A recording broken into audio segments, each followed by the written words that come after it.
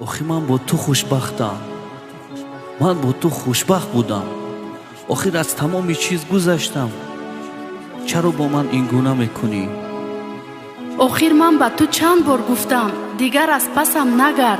من دیگر کس را دوست می‌دارم. تو چرا نمیفهمی؟ 100 بار گفتم از پسم دیگر نگرد. چشمات بستی رو دیلم، رفتی تنها گذاشتی. ایرا باید میفهمیدم، رفتی دوستم نداشتی.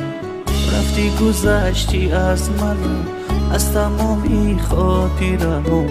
تو کی به من گفتی عزیزم همیشه میمونم برات، همیشه میمونم برات. چرا رفتی نماندی، دلی مرا شکستی، همه خاطره های مرا سوزاندی.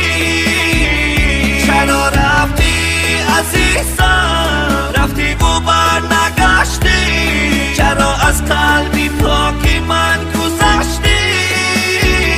چرا رفتی نماندی، دلی مرا شکستی، همه خاطره های مرا سوزاندی.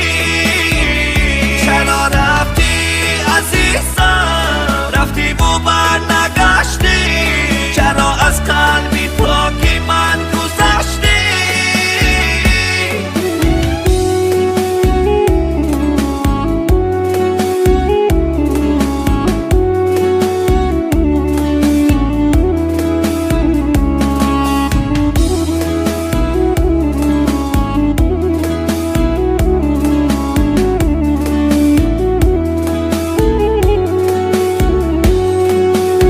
چشمات بستی رو دیلم، رفتی تنها گذاشتی. ایرا باید میفهمیدم، رفتی دوستم نداشتی.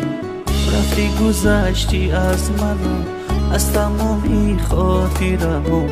تو کی به من گفتی عزیزم همیشه میمونم برات، همیشه میمونم برات.